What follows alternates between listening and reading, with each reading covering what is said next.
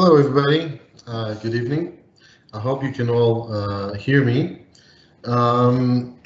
Today, we're going to continue working on Domain 2.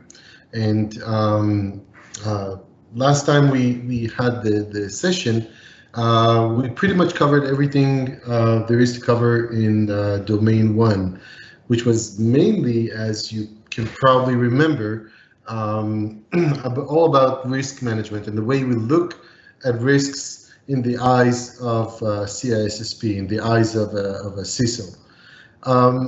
So Domain 1 is the basis, as mentioned before, the basis for everything we do in security in the eyes of a manager. And this is the angle ISC wants us to be in when we consider security decisions.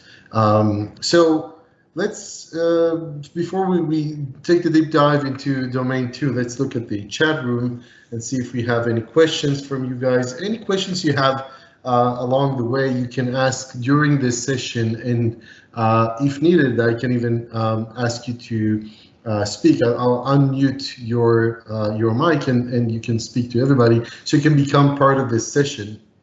Or if you're more comfortable with it, just write your question, type your question in the chat room, and that way other people can actually see the chat room, but also I see the chat room in live and am able to try to answer the question as we go. So again, if you have any question on Domain 1 that is relevant for now, for this session, please type it in the chat room and we can take it from there. Today, as mentioned, we're gonna cover Domain 2.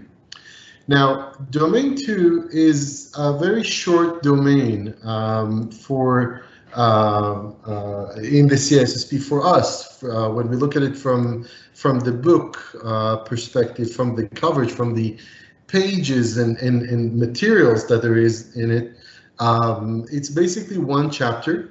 It's chapter 5, whereas Domain 1, if you remember, was 4 chapters. It doesn't necessarily reflect the importance of Domain 2, since, as you will see during this presentation, during this session today, it doesn't necessarily reflect the importance of Domain 2, but it's definitely not Domain 1. So, considering the efforts you put in before taking your CISSP exam, and you look at the different domains and the importance of, you cannot move forward without knowing Domain 1 by heart. But Domain 2 is gonna have some specific questions in your CISSP exam, and you will definitely need to be able to answer those. So definitely get to know the material, but I wouldn't spend the amount of time that I spend on Domain 1 as in Domain 2. I hope it makes sense for all of us. I'm not saying that it's least important or it's less important, but definitely in the effort consideration, I would consider other domains before getting the 100% questions right on Domain 2. So Domain 2, as I said, Domain 2 is all about asset security, and it's basically one chapter in our book. So the chapter is called Protecting Security of Assets, and from here we need to first define the word asset. So what is an asset to an organization? What can be considered an asset to an organization? So there are a few perspectives for an asset, and I try to capture the one that made most sense to me, A, from a business perspective, but also B, from a CISSP perspective, the way ISC wants to ask us all the questions. And remember that this definition of an asset is true to all assets in the organization, in any type of business, in any type of questions that you might encounter. Those assets can be tangible or intangible. So it can be something that materialistic, that, for example, the book of the CISSP can be an asset for someone, a person can be an asset, but also something that is intangible. For example, a reputation can be, the organization's reputation can be their asset. So basically, if we look at the definition of an asset, and looking at the way it's defined in the business world, an asset is anything that the organization can convert into cash, into money. A desk, a knowledge, paper, file, database, business intelligence coming from the data that the organization collects, anything that the organization can convert into money, into cash, a business process of some sort, right?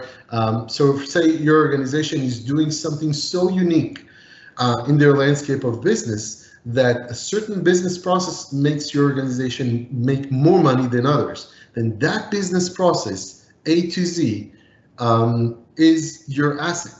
And you cannot say that a certain system or a certain application is your asset, because it's the whole business process. And this is really important to remember for your CISSP exam, because they will ask you about those processes and they will assume that you will make your mistake by identifying the specific system in that process. So don't fall into this pit that they put out there for you. An asset can be anything, tangible or intangible, that can be converted into money. Okay, so let me go back to this presentation. When we look at the information lifecycle, so information as the main asset that we CISSPs are required to protect. We are here to protect the CI&A of the information, right? So the information itself has a certain life cycle within the organization. Things that will always happen to any type of information. Again, this information can be on a piece of paper and can be on your hard disk. It doesn't matter. It can be between someone's ears, in someone's head. This information can be related to a business process. So one person knows 1/3 of the process and another 1/3, and the other one knows 1/3. So the whole process, the three people together combined creates that asset of the business process, and the information between them is treated as in this life cycle that we see in this slide. So the life cycle is for us to be able to say what is the classification level of that information. We will speak about that again in a couple of slides there. Going back to domain 1, we also mentioned the classification levels of information or assets. So here the classification level is very important, because this is how we basically identify the importance of the information to the business, the importance of that asset to the business. Next one is categorization. Categorization relates to the classification of the information, but this one is more a directive of the controls that we expect to see after classifying the information. So say we have a top secret information. The next step will be to say what are the categories of controls that we expect to see for top secret information. So this is more on the control side. Now, the ownership of the information is, I think, is the most important thing that we can say about information. Who is the owner of this asset? Because owner, as we will see later on in the presentation, the owner directs everything related to the information. And then from that point, the information goes to the maintenance part of the custodian, and we will speak about the custodian later on in the presentation as well. So the ownership is directing everybody in the organization the way to classify it, categorize the controls, and then doing the maintenance by the custodian. So this is the life cycle of every information. Every information will go through this cycle. in any organization, whether they identified all 4 steps or not. It depends. The question that you get. If the organization already identified the 4 steps, that's cool. If not, then you will probably be asked to identify some of the steps. For example, you'll get a question of what is considered a top or private information. Is a database of social security numbers is considered private information? The answer is no, because that information is considered confidential because it contains social security numbers, plural. If the one record contains one social security number, then it becomes a private information. Okay, it's not PII per se. It's a difference between private and confidential when we're talking about classification level. We'll get to that again in a couple of slides. So data classification, as mentioned, is really important for us, and it's the first step in the life cycle of an information. The data classification means that we are basically looking at the risks that are related to that specific data and the value of information for us. So we're looking at the value of that information for the organization from the eyes of the business owner.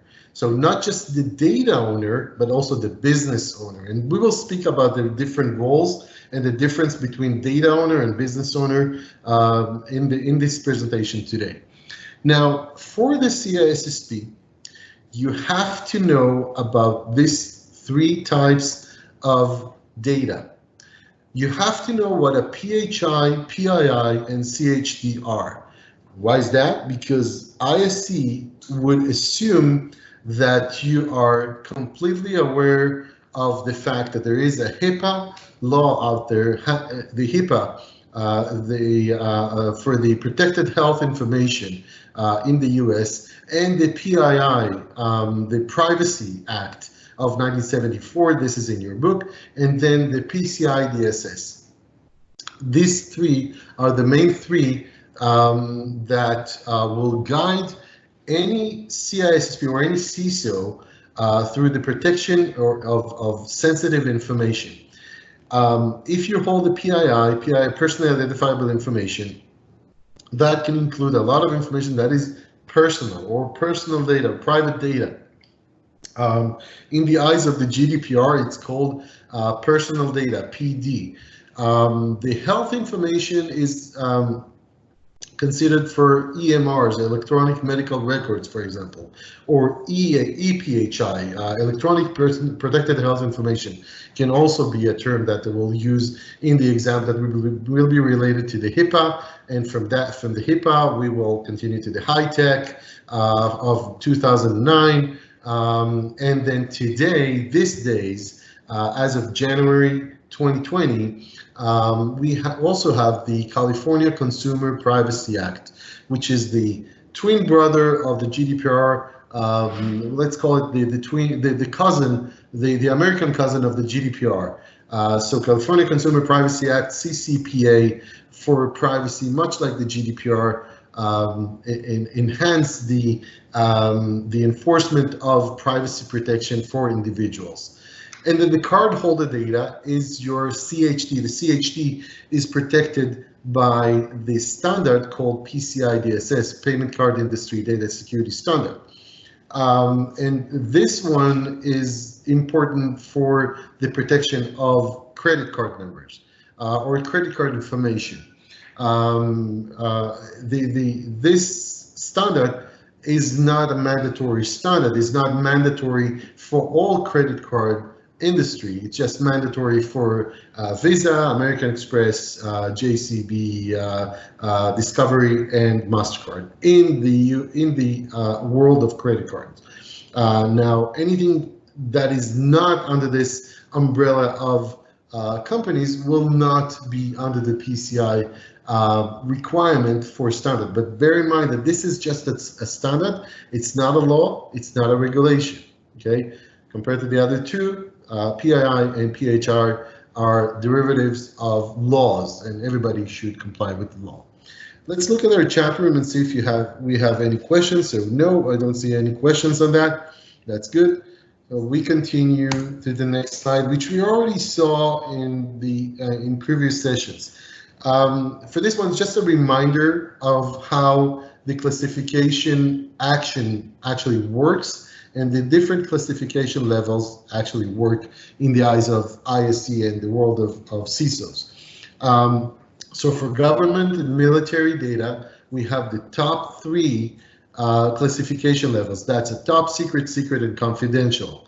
That's the main three where information is already classified. There are the other two, sensitive but unclassified, as SBU, and then unclassified, which are kind of quote unquote in parking. They're waiting to be classified. The information is waiting there to be classified. This is how you remember it for your CISSP exam. You have 5 levels, but only 3 of them are actually classified. Top secret, secret, and confidential. The other 2 are in parking. And then when we look, again, going back to, as a reminder, when we look at the commercial data classification, we see 4 different levels, but again, we can consider them as 3, high, medium, and low. The 4 start with public data, sensitive data, private data, and confidential data on the top in the high level of data classification. Here, as you probably remember when we talked about data classification, there is a way to remember those 2 levels that exist in the commercial data classification and doesn't exist in the government and military data classification, which are the private and public data, much like private and public keys of encryption that we will speak about when we get to PKI in next session or then one after it. So private and public data exist in the commercial data and they do not exist in the government or military data classification. This is important to understand and remember because they ask about this. Now also understand the difference between confidential data for the commercial data classification. We have confidential data, which is the plural, for example, of social security numbers. These are databases that include information about a lot of people, but private data is your personal data records related to the single individual. And this is the main difference between the two. So when you get those type of questions, just have that in mind. This will help you understand the question and the controls that can be asked on. Now, talking about the process of data classification. So how do we classify the information? How do we decide on what is the level of classification that fits that data? So when we look at the data, we look at data and the systems together. In lots of areas in the CISSP, we look at it. We look at the security controls from 2 different angles, both the system and the data. So it's 2 different angles that complete each other, complement each other. So when you want to classify your data, ask yourself, what are the high or top secret systems and data that I have in my organization? So compromising this type of systems or data will cause severe or catastrophic effect to the organization. And then, even if you don't recognize your high or top systems and data, ask yourself, what is my most critical data? And the way we call it in the industry is the MVA. MVA we call it such as the, for example, the MVP in the All-Star is the most valuable player. Here we have the MVA, the most valuable asset. So your most valuable asset is your most critical asset. For that matter, it can be customer pH, protected health information, any healthcare data, even statistical data can be important for your organization, can be not important for other organizations. But if it's important for your business, then this is considered your top secret data. And then when we look at the flow of information, this information or this data goes or touches different systems along the way. And again, remember that classifying the information is not just looking at the data, but also looking at the touch point, the systems that it touches. This is important to remember for your questions. And then another criteria is for classifying your information is the value it has for the business. And again, we as CISSPs, we cannot determine the value of information. This is something that is done by others, by business owners in the organization, not by us. And then the age of the information, if it's new information, if it's old information, this all can help us determine the classification, the level of classification of the information. For example, in the American DoD, there are archives of information from the 50s that are not declassified yet. They're not open to the public yet. The age is very old, the value is very high. So, you know, the two are kind of standing on different sides of the scale, but someone decided that this is, the value is higher than the fact that it's old information, and they decide to still classify it as top secret or whatever they decide. And then the useful life of the information and personal association of the information, of the data, helps us classify it accordingly. Going back to the 7 steps of classification, of data classification, I hope you remember this, and if not, there is a more detailed explanation in the, I think this the first session or the second session of this online bootcamp. The 7 steps are: identify your custodian, set the criteria for the labels of the information, and then classify your information accordingly, document everything, select your security controls, have your procedures for declassification, and then create awareness so everybody can follow the process. We spoke about this in domain 1, so I won't repeat that because we have a lot to cover today.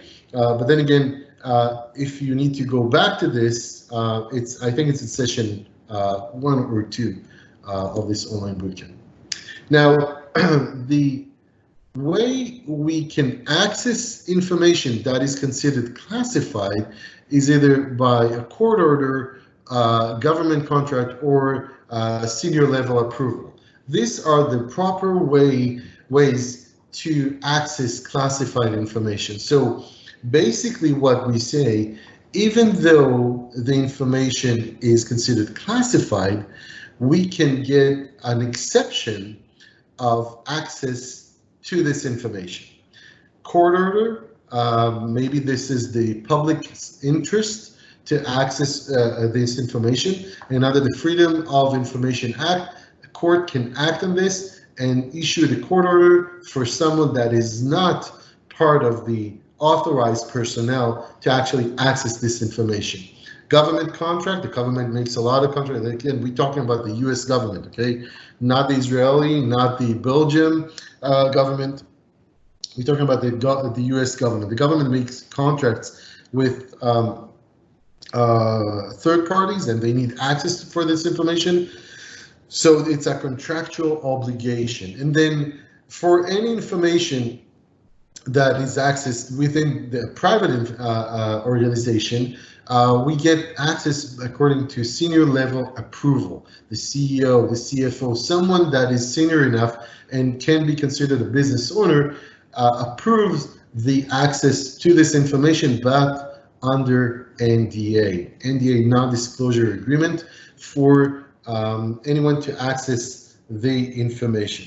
Let's look at the chat, the meeting chat, to see if we have any question. So Owen, you asked PII, when social security number is considered PII. Okay, this is a good question. The social security number is considered PII from the moment that we created it. So if you just have the last 4, the last 6, and everything else is masked, then it's not considered PII. But as social security by itself, the whole 10 digits is considered PII. Did I answer the question, Owen? All right. All right, let's see if we have anyone else. Okay. Let's move on to the 4 ground rules for asset security. These rules are in your book, the CISSP book. When you read the book, you can follow kind of a story that is behind these 4 ground rules. I basically captured them into 4 slides and made them very easy to understand for you. But again, this bootcamp does not negate the need for you to look at the book and actually follow the book as you prepare yourself for the CISSP exam. So the first ground rule is to always have a data owner, and you'll be surprised of how important it is for not just for the classification, for the security of the entire asset, and mainly the security of the entire organization, because the organization is made of assets. They make money from assets. So it's important to have owners. The owners, whether they acknowledge that or not, that they are actually the owners, but once they do, they are the ones that are responsible for the definition of data classification. So if the information lies in the hands of IT and it's not marked, it's not labeled, but the owner thinks that IT will understand by themselves what to do with this information, then we can hold the owner accountable for any type of data breach that will happen, will take place. Any type of incident that will include this type of information that is not properly labeled or properly marked will go directly to the owner of that information and say, hey, you forgot to mention that when you put that information in the hands of IT. So the owners always can be held accountable for whatever happens with the information.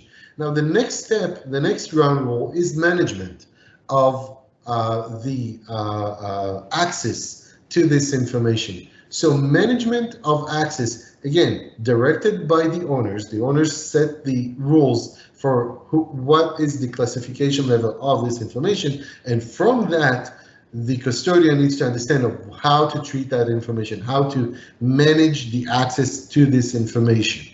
Now the custodian can be held accountable for any type of unauthorized access to this information. And then after management, there is the retention policy or the record retention processes in the organization. So after we identify the owners, we identify the rules of how to manage the data, and now we want to tell everybody, this information will be available for this period of time. There is the argument between regulations and laws and standards and legal and all this different sides of the organization and what is the right retention policy for any organization. I can tell you that there is no one truth for all. It's based on the organization, business type, it's based on the risk appetite, it's based on a lot of different variables that are specific for all organizations. Each organization, even two at the same industry, the same building, the same floor, can have different retention policy that fits them and their risk appetite. And the last the fourth ground rule is the audit trail. So yeah, we say we identify the owners, we manage it properly with the custodian, and we have a suitable retention policy for the organization. We say we have all these three, awesome, but how can we prove it? How can an auditor look at what we did and say, yes, you did the right thing? So with the audit trail, an auditor will be able to say, yes, this is the right way to manage your information. And when you do, the security of your assets or information assets, these are the four ground rules you want to follow, much like the IEEE. So remember the IEEE for the 4 ground rules for ISO security as you approach those questions. Now, roles and responsibilities that comes with them in the eyes of CISSP and in the eyes of the security world in general. The security roles are divided to 8 in the eyes of the CISSP. And the first one, of course, is the high-ranking official that is responsible for making the money. Those are the men in suits, and these are the people that actually make the business go and grow. These are the business owners, and if we can identify them in the questions, we can say that these people, these individuals, they own the processes and ensure that the systems provide value to the organization. So they are the mission owners. They are the ones to say, I have a vision for the next 3 years for this organization to go here and there, to achieve this and that. So these are the business owners. They are not necessarily your data owners, okay? These are the business owners, these are the strategic people, and without identifying your data owners, the default will be business owners. Again, if you didn't identify or do not have an official data owner relating to specific data, then you go up in the rank, you get to the highest rank of your personnel, and that can be your CEO. The CEO is the ultimate risk owner of any business, because he is the business owner. He or she are the business owners.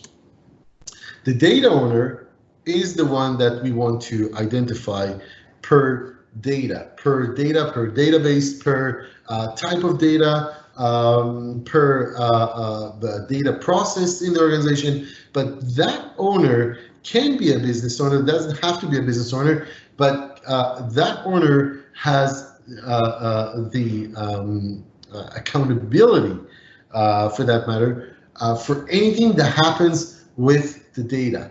They are the ones to decide, and they are the ones to be held accountable. They are the ones to say what yes to do, what to do and what not to do with the information, but they're the ones to answer the audit committee or any type of investigation that will take place regarding that data. And again, they are the ones to define what are the rules for the data. Okay, remember this, they're making the definition. The system owners are the ones, if you may, in IT, in our information technology department, will be the ones to make sure that the systems work in terms of hardware and software, that they actually make the system work. The system is important because it holds the data, it processes the data, it transmits the data. So it's a matter of the way we use the data with those systems, and the system owners are there to make sure that the systems will act according to what we expect them to act. They are not the data owners, they are not the business owners, so don't confuse them. We have business owner, that's the CEO, data owner, that's the person that is being held accountable, can be both, but then we have system owners. System owners are not data owners, are not business owners, just making sure that the system is up and running and acting according to what we expect it to act. Then we have the data controller and processor.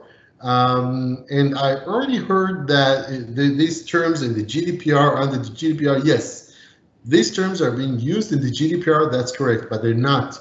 Do not confuse the GDPR with these security rules, because this is wider than the GDPR. When we talk about data controllers and processors in the eyes of the CISSPs, we're talking about third parties, okay? Third parties, most likely third parties that help the organization achieve their goals. They need to process and receive the sensitive data from the organization, and they need to follow certain rules the way to handle this data, this information. So those are third parties, okay? Do not confuse them with the just GDPR processor and controller. And then we have the administrator. The administrator is anyone in basically in IT that has the privileged account to act on the data on the data that we provide them with the definition of how to control it, how to manage the data. And the administrators are the ones to assign permissions, assign access permissions to everybody in the organization. And it's important for them to follow, and we'll get to that in domain 5 when we talk about identity management. It's important to keep these two principles of list privileges and need to know when they grant access to users in order for them to do their job. So we will speak more about this in domain 5, but bear in mind that the admins are the ones to follow the rules of list privileges and need to know when they grant access. And then we have the users. The users are everybody. Can be anyone from a business owner, data owner, system owner, administrator. Everybody that actually use this information is considered a user. And for users, awareness is the key. The main control that we can have over users when we talk about asset security or security in general is awareness. So most of the questions when ISC speaks about users in general, employees, external parties, they will actually use the word workforce. Okay, workforce is a general word or general term for everybody in the organization, including third parties, including contractors, including visitors. Okay, people that are inside the organization, and how do we make sure that they all follow the security rules? Awareness is your key. Training, making them aware through roll-up signs, through videos, through games, whatever you can, but awareness is your key control. And then we look at the last of 8 roles. This is your custodian. The custodian, as we mentioned, the admin and IT in general. So system owner, admin, IT support desk, anyone that is there to be the guardian, quote unquote, of the data that is owned by the owner. The data owner puts their trust in the custodian to manage their data properly. So they're the ones to look at the custodians and say, okay, what do I need you to do with my data? How do I need you to protect my data? What is the container, quote unquote, that I expect you to have for my top secret data? This is the important role next to the owner. So these two, the owner and the custodian, and this is really important to remember for your CISSP because they ask a lot of questions in different forms on these two. The custodian and the data owner cannot be the same person. Okay, this is important. They cannot be the same person. If you're the data owner, you cannot be the guardian of this information. You have to have someone else do this work for you, assign the permissions or take care of your backups. And if you're doing that, if you're doing the role of the custodian, you cannot do this on your own information. So these two cannot meet. Okay, it's important. If you're answering a question of your CISSP in the eyes of custodian, forget everything about the owner because you get directions from the owner. And if you're answering a question from the owner's perspective, forget about how to do that. You just need to direct your custodians. Okay, this is the trick with this type of questions related to custodian and owner, and it's really important for you to remember this. Now, another topic, I've mentioned GDPR, we mentioned private data, anywhere that we're doing asset security. But when we talk about sensitive data collection, the one limitation is that we constantly see in questions and in security in general is, what is the minimum amount of sensitive data that is required for my organization to keep? So think of it this way. My organization is collecting a lot of information. Some of it is sensitive, some of it is just public information, but bottom line, we're doing something with it. So in order for us to act on this information, we need to keep it. And we don't want to keep information that will put us at risk of any compliance violation, any law violation. And we don't want to keep information when we don't need it. But we also need to keep this information to do our business. So what is the right way to approach it? And the answer for this is just like the pendulum, where we go from A to D through B to C, and there's no right answer for this. So data retention policies. If you get a question in your CISSP with and we talked about this before, with a definitive answer that says this type of data you must erase after 2 days, that's the wrong answer. Any type of definitive answer in your CISSP must always never, this type of definitive answers, stay away from them, because most likely there is a possibility, there is a remote possibility of another situation that the answer will be the quite opposite. So look for the answers that are in between. And the data retention policy is a great example for this, because there's no right answer for what is the right retention policy. It depends on data. It basically depends on the business and what the business does with this type of data. And they will need to erase the data and get rid of it once they're done with it.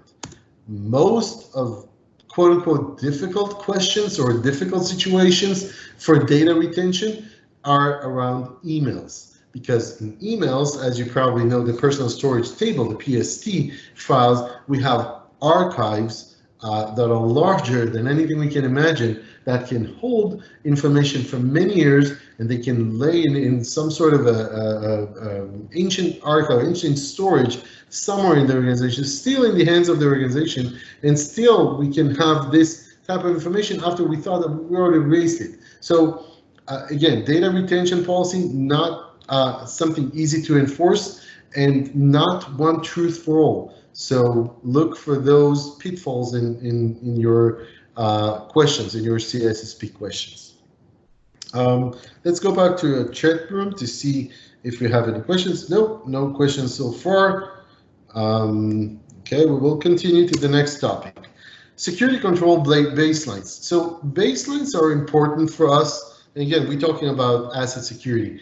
Baselines are important for us because then we are not really reinventing the wheel. Baselines are something that someone already set the course on how to do security here and there. What is the right path for example, for CHD, protecting cardholder data. When we protect cardholder data, we look at the PCI. PCI is a good standard, so that can be our baseline for security controls or list of controls.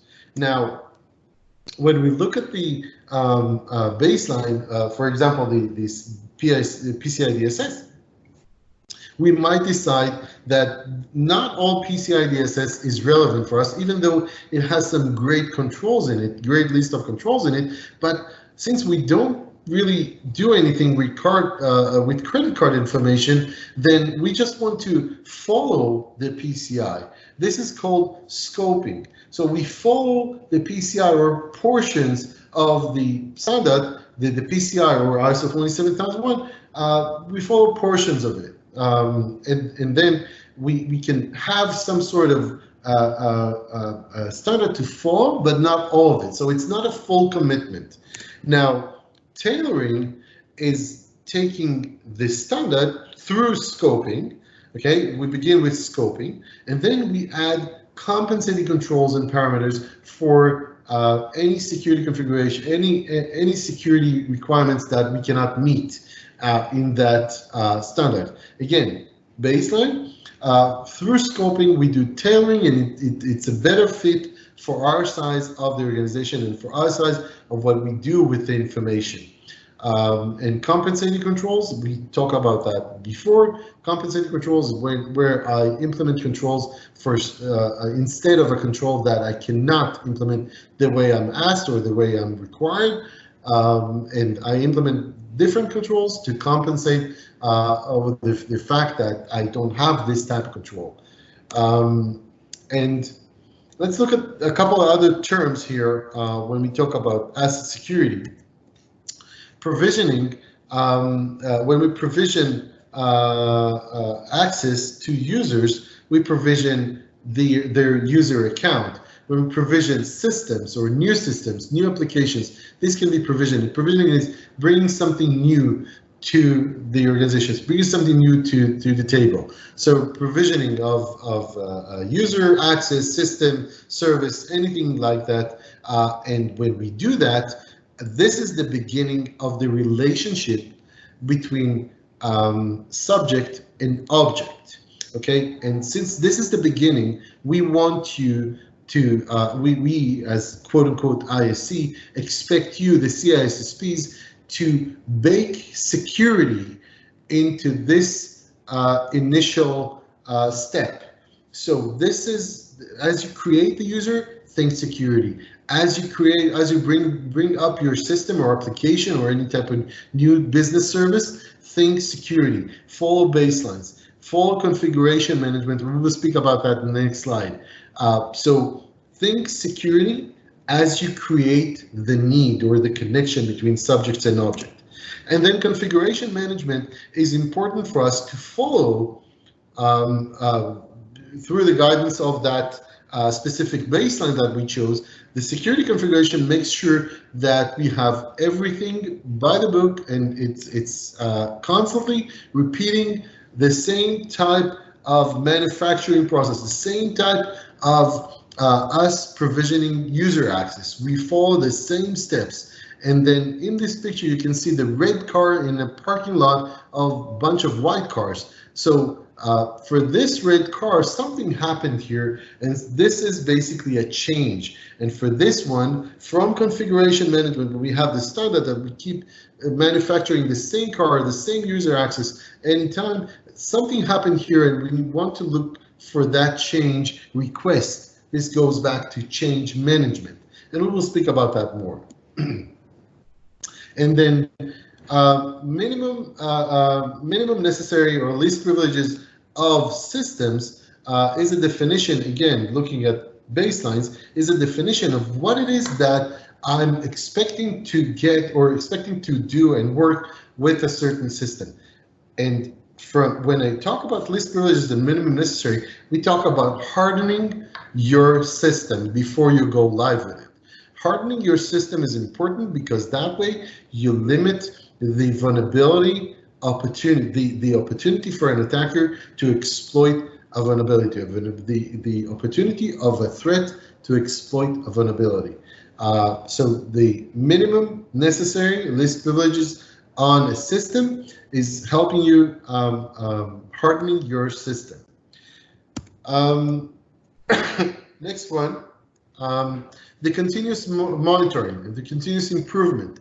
This is something that we want to pursue when we look at any type of baseline. The baseline is there to help us, to guide us into what is right to do and how is right to manage our security controls. But no one expects us to stop everything the organization does and do just security. Even security companies, companies that sell security, don't stop everything to do their own security in-house.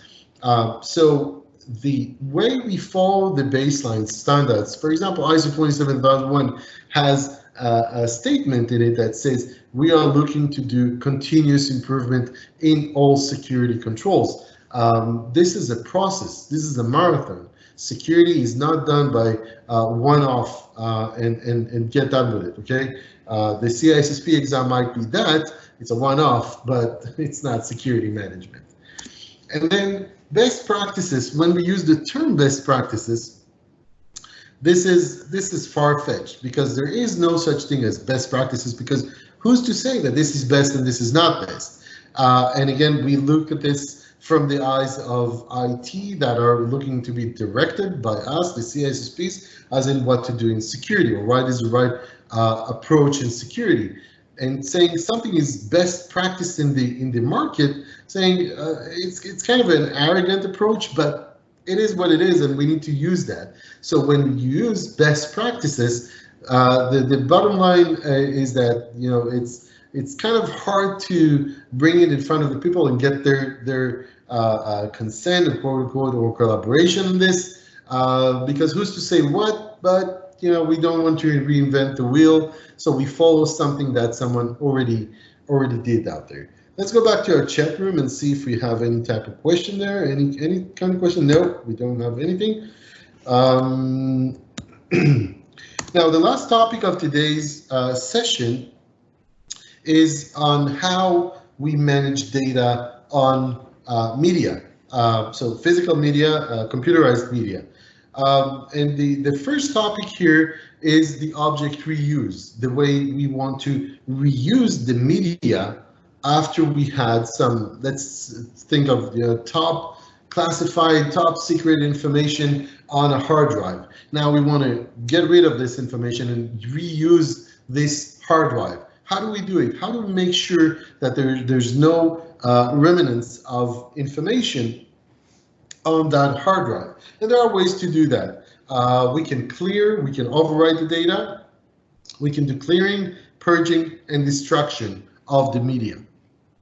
And this machine that you see here is actually the degausser that was used to erase, or not erase, destroy the way the old HDD hard drives, the mechanical hard drives, would operate. It would change the magnetic field around the hard drive and will reorganize the way the disks were working, and the HD will never be used. We could never use it again. This is called the degausser, ancient technology, not for today, not for today SSDs world, but it's something that we need to get familiarized with. So we will speak about that more later on. So the media security, the way we do security in media, again, it's either removing the data, overwriting the data, degaussing, or destruction of the data. When you destroy sorry, not destruction of the data, destruction of the media. Okay, we talk about the media by itself. The data is backed up, the data is somewhere else, but we want to make sure that this data will not leak when we don't need this media anymore. So destroying the data, destroying the media.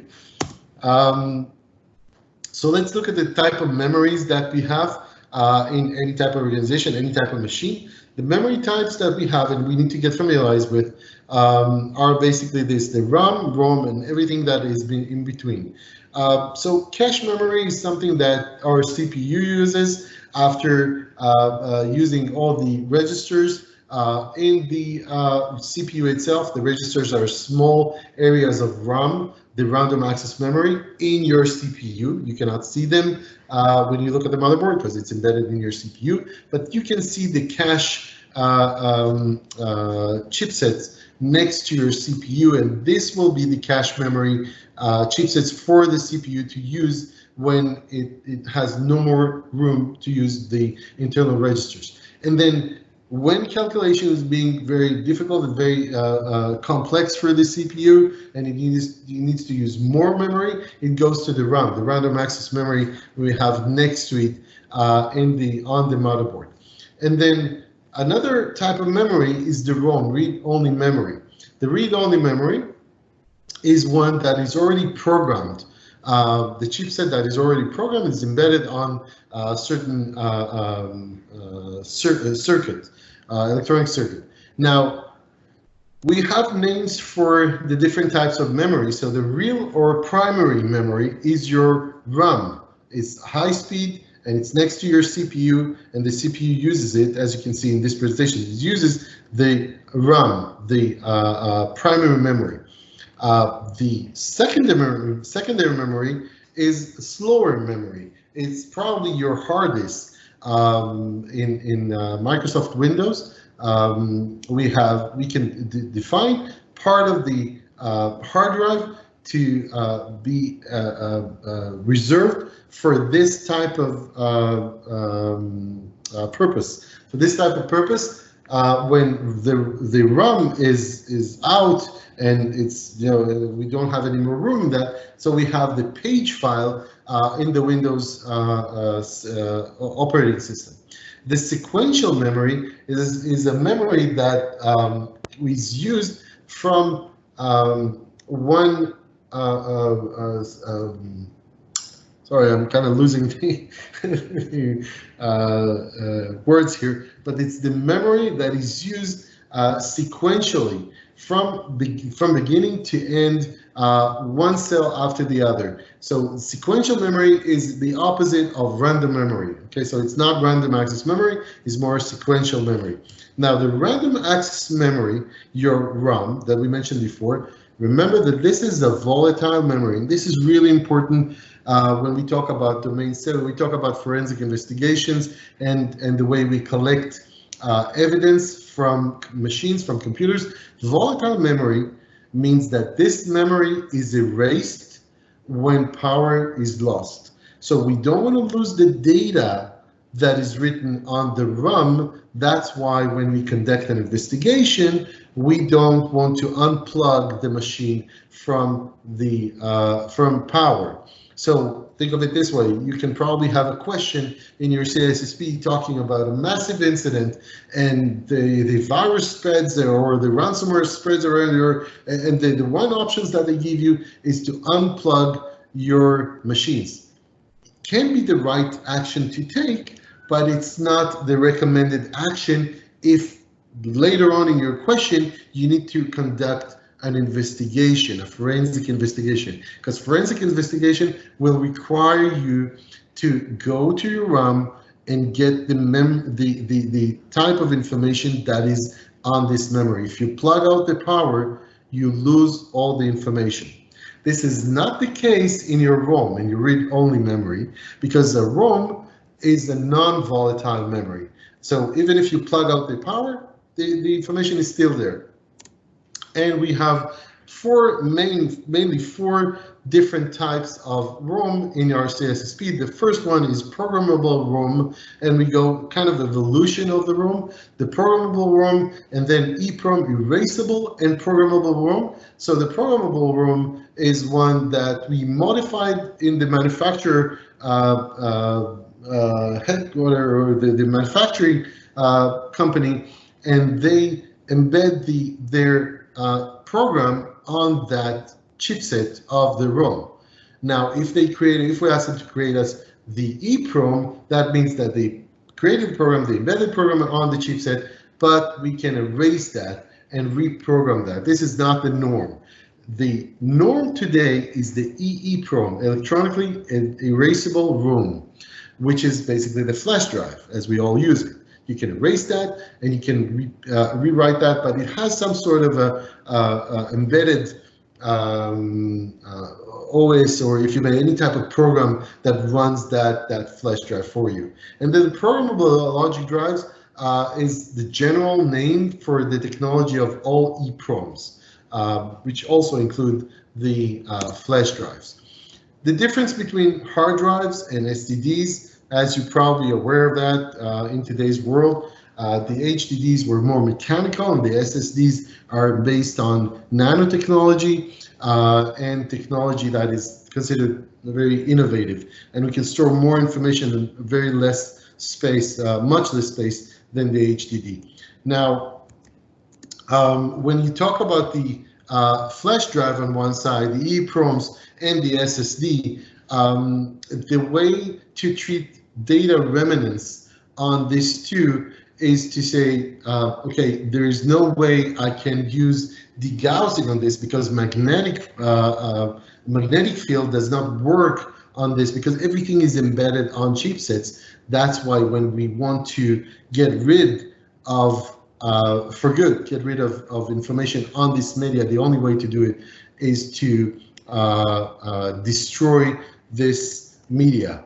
And if I go back to the question that we covered, the example that we covered in our first session, when we talked about the way to address ATA secure erase or any type of SSD destruction of data, use the ATA secure erase or physically destroy the device itself.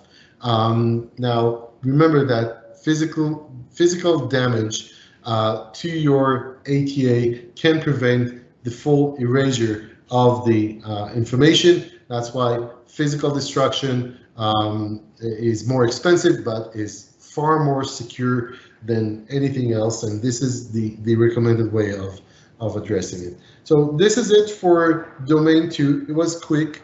It was relatively easy because we dealt with a lot of previously covered areas.